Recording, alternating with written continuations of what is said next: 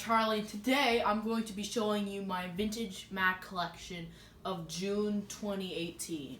So this is gonna be one of my new series. Every few months I'm gonna do an update on how my Mac collection is doing and what new computers I've received in that time.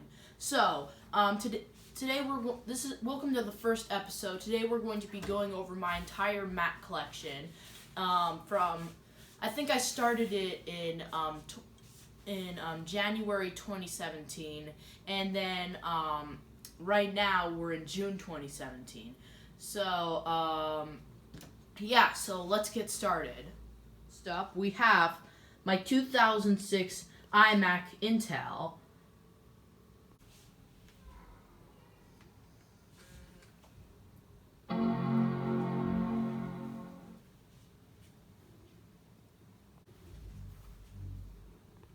Actually own two of these. The one on the left I got more recently, but it is running an older macOS operating system.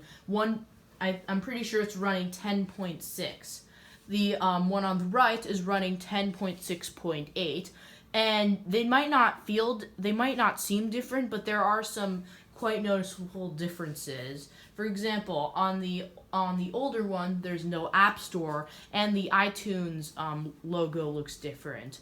I use the one on the right for showing my Subscribe Now logo during all my videos, and it's complaining that I don't have a Bluetooth mouse or trackpad set up. Oh well. But I don't know what I do with the one on the left that much, but I just use it. I just keep it on display because they look cool together. And the way I got the one on the right, I got it from a friend's parent, and I got the one on the left in the same way. Both I got for free, and I paid nothing to get them.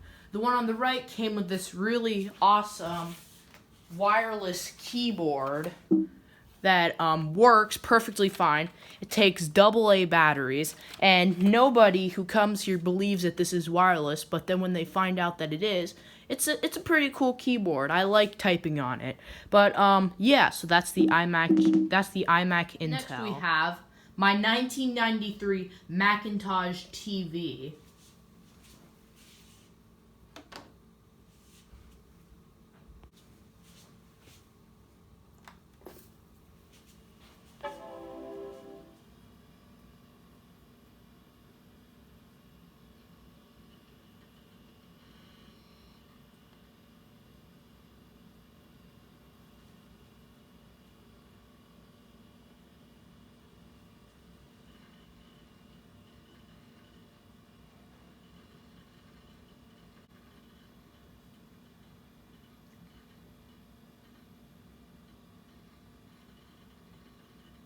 This is probably the most impressive, rare, and expensive computer I have in my collection. Only 10,000 of these were made, so I'm lucky to have one of these in my collection, considering that they're very rare and not that many other collectors have them. What's also pretty cool is that it works perfectly fine.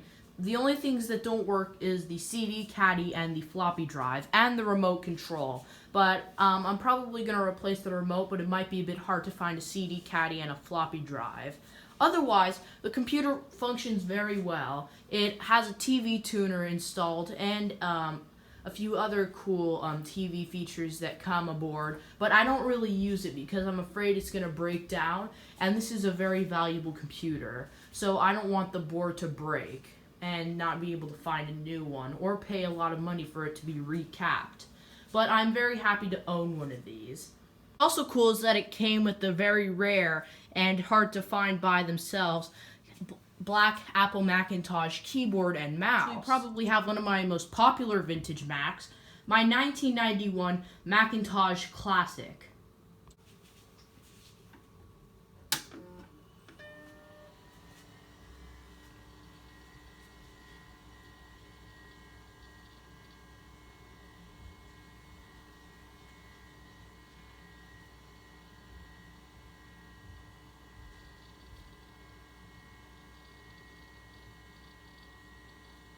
This is probably one of my most popular vintage Macs in my collection because I use it in all of my vintage Mac videos and game review videos that are related to the vintage Mac because it's my most powerful vintage Mac and everything works and it was recapped for a very expensive price.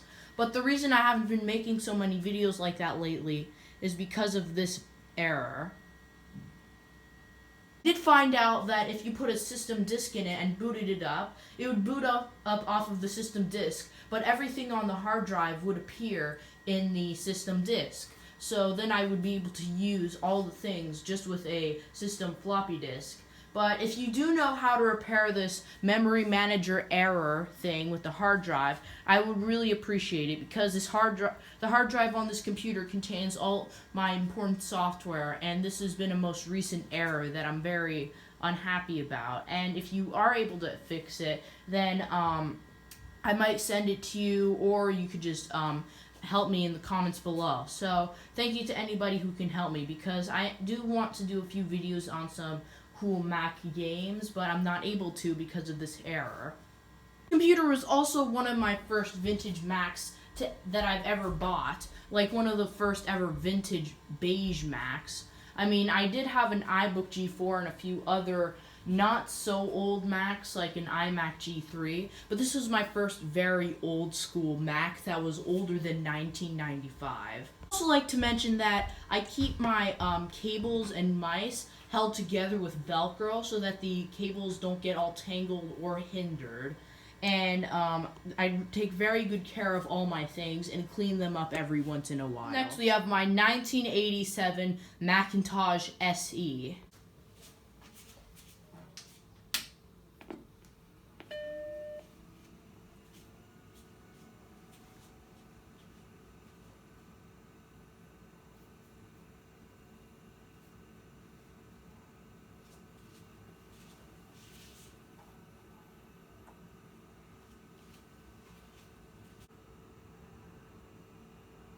This was one of the first ever Macintosh SEs I've ever owned or bought myself.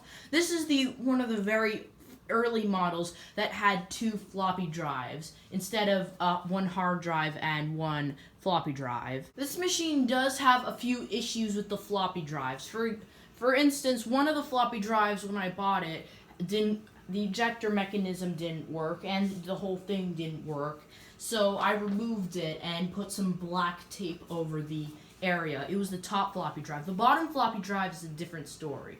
It reads things, but it has this weird way of ejecting things. It ejects things, but sometimes it does it too high. Sometimes it ejects it, but then pulls it down again, and then it's hard to get out. And it's damaged a few of my system disks. And also the system disk it originally came with broke. I don't really use this one. I might start using it as a parts machine in favor of my other SE that I'm about to show you. But yeah, I might get rid of it at some point, like maybe sell it, but I'm not too sure yet. I don't have a really good use for it. It's not a good, just in general, it's not really a good machine for doing reviews on, because a machine like a Classic would do a lot better because it's more compatible and it's faster. But yeah, it's a fine machine. Next we have my 1988 Macintosh SE with a SuperDrive.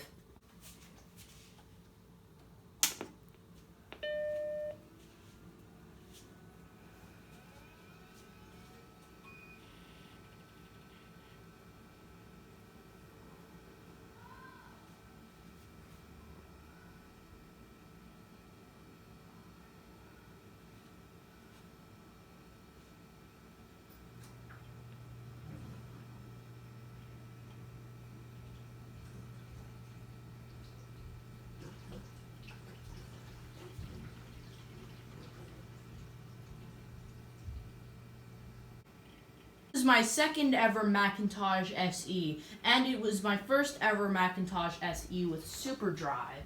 This Mac SE is working a lot better than this Mac SE. The only issue with this Mac SE is that the floppy drive does not work at all. It ejects fine, but it doesn't read. I'd also like to mention that this Mac SE has a very interesting upgrade called Chip Done.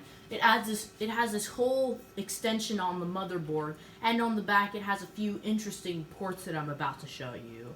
And instead of the hard drive icon, it shows up as Chip Done. The ports I was talking about. It looks a bit like an Ethernet card was installed into it, but I haven't really done that much research on it, and I'm not too sure what it is. If you do know what it is, leave a comment down below. It would really help me. I'd also like to mention that this computer has a lot of interesting business software installed onto it. I haven't checked to see if there are any games yet, because I haven't really spent a lot of time on it, because I've been doing a few other projects while I got this. I got this for free at a vintage computer show from a really nice guy. I explained more of that to you in the vintage computer show video, and the reason I got this computer was because of this computer. So if you want to know the story, go to my one of my videos called Exhibiting at the Vintage Computer Show, and you'll find out more. So yeah, next we have one of my oldest Macs, my 1986 Macintosh Plus.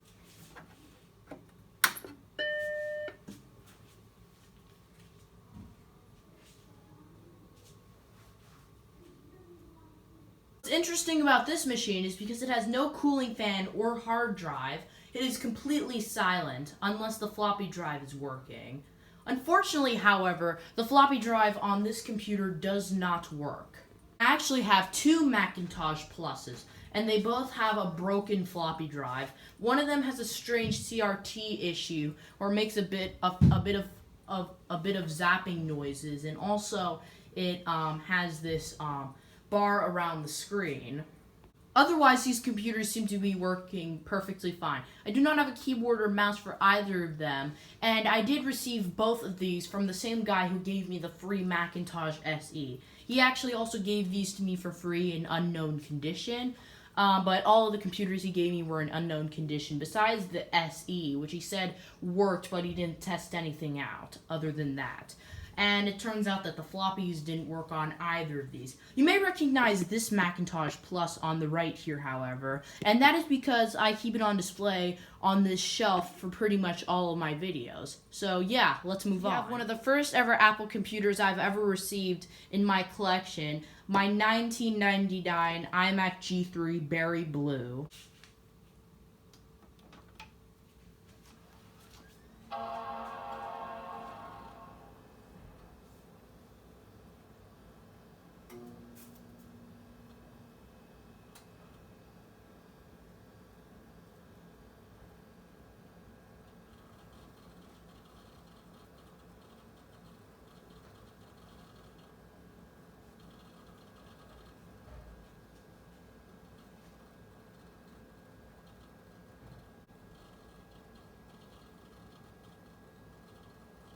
I mentioned before, this was one of my first ever vintage Macs I have ever received.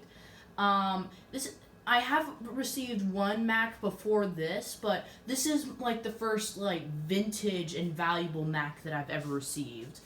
I received this as a generous donation from my grandma. She had this sitting in a desk in a bedroom in her house for quite a while, and I decided to take it because I was so fascinated with it. And this was before I started my vintage Mac collection. I started to collect Macs after I was inspired, and yeah, so this was one of the first ever Apple computers I've ever received.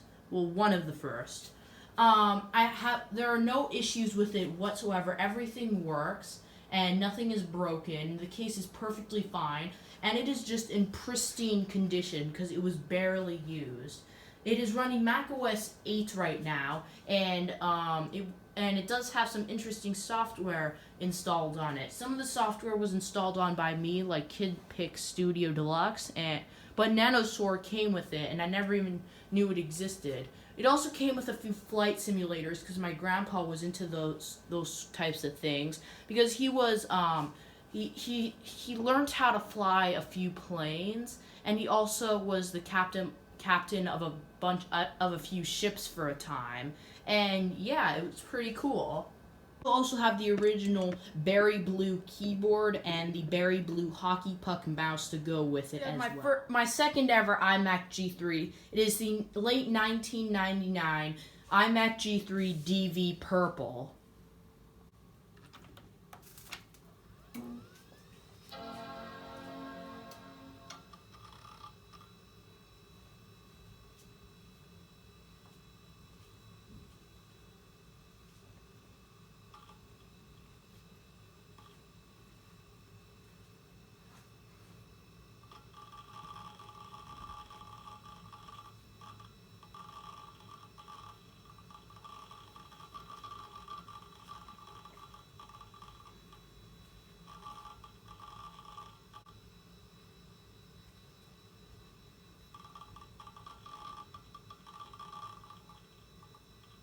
This is one of my most recent donations. This was donated to me by Sally, and it was a very generous donation because usually these can get quite expensive depending on the color. This is the grape color, and everything on this computer works. Nothing is broken or cracked. Everything works. I've tested everything, and it has a fresh install of macOS 9 that I just recently installed after I erased her computer.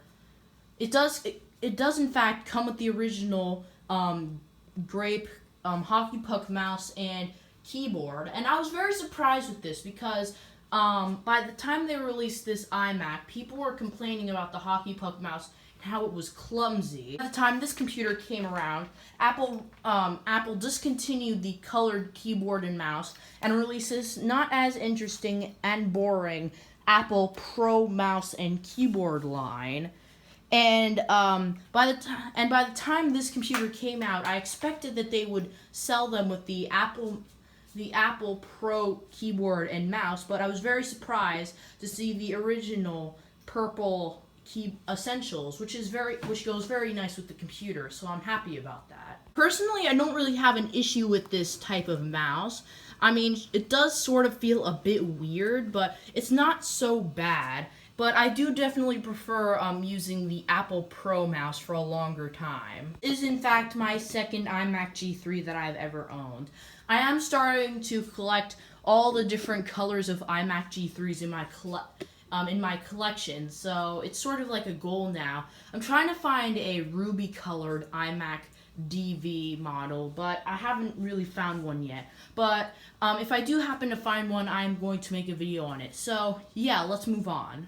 I would also like to mention that this computer does suffer a few more problems than the older iMac G3s do. For one, is that the speakers can wear out, and then they can sound pretty bad, and they won't work properly. But these speakers work perfectly fine. Another issue that these computers can suffer is overheating, because Steve Jobs' prophecy was he wanted a silent computer that made no noise, which meant that they had to take out the cooling fans out of all of their Mac products. For example, the Macintosh Plus did not have a cooling fan, which is why it's so silent. The iMac this iMac does not have a cooling fan, but it does make a bit of noise from the hard drive. But however, it is a lot quieter than the older iMacs because of their 5-inch cooling fan that they have installed. But that's another issue with this computer, is that they can suffer overheating issues, and sometimes the screen can flicker. Usually screen issues happen, and if you do keep it on for an extremely long time, even the motherboard can warp, sort of like the Apple III. But it is not common whatsoever. It's very uncommon for this to happen. Otherwise, I totally recommend it, and it's a really good computer. Next, we have my 1999 Power Mac G4.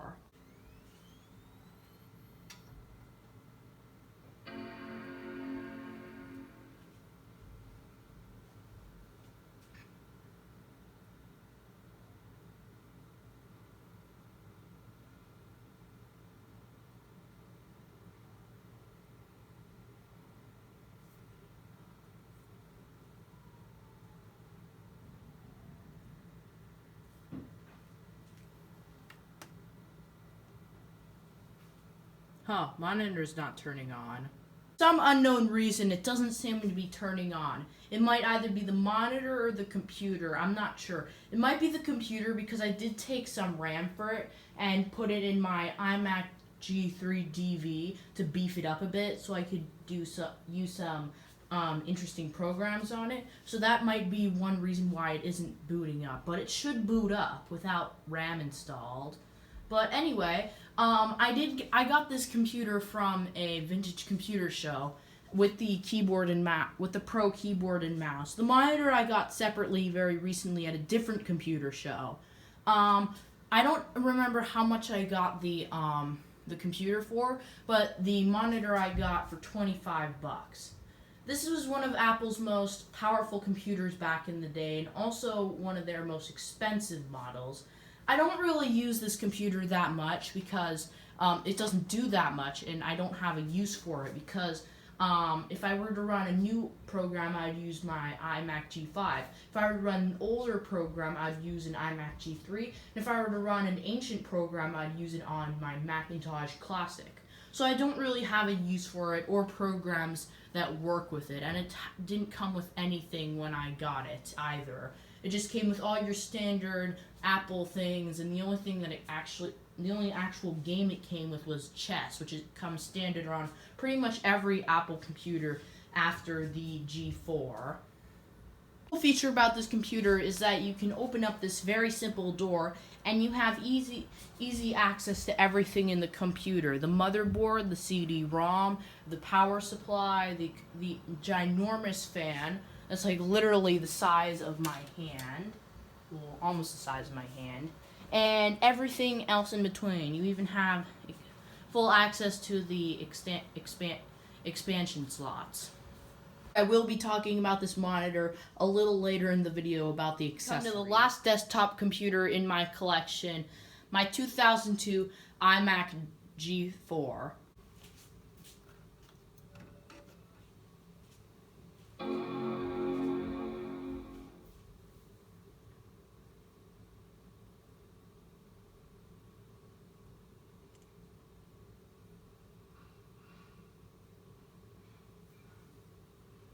I got this thing on Goodwill.com for $15 and plus $45 shipping. Seems like a lot, but back then I thought this was a good deal. The computer did not come with a hard drive according to the website, and unfortunately that seems to be the case. This probably came from either a school environment or a business of some sort, and they had some important information that they didn't want me taking from them. Otherwise, the computer seems to be working fine. The screen is fine. I haven't tested anything out because it doesn't have a hard drive. I do have a keyboard and mouse for this, but I don't feel like pulling it out because there's nothing to demonstrate on the software. The computer does have a really cool design, and it was very revolutionary. Steve Jobs said that if the screen wants to be flat, let it be flat. If the computer wants to be faced downwards, let it face downwards. No, I think it was facing horizontally, I believe. If the computer wants to be faced horizontally, let it be faced horizontally. And this is what they came up with. It has this very cool screen that you can move in every direction. You can move it all the way down here if you want. You can move it up to here if you want. You can turn all the way up to here. You can change everything, and if you just press it down, it's sort of like a table lamp if you think about it, and it's a pretty cool design. It is something cool that I would want to use, and probably my favorite part about it is the cute little disk drive. This is just the door, so I'm not actually damaging the drive by pulling it out, but it comes out like this, and then the tray comes out. What I thought was weird about this design was that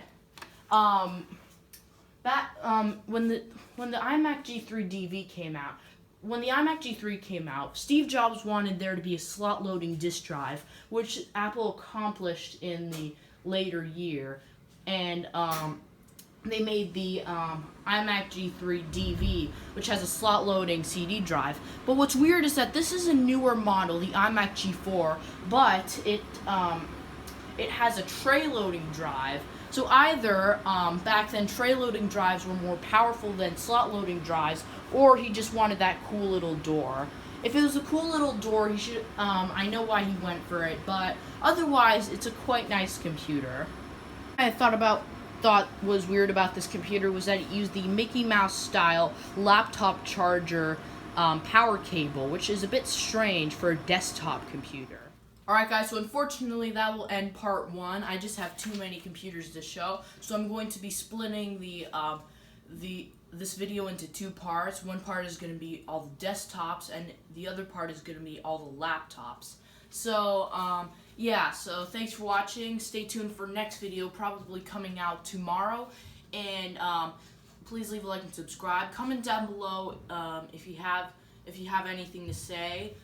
This is actually day 2, and I'm filming this a day after filming everything else.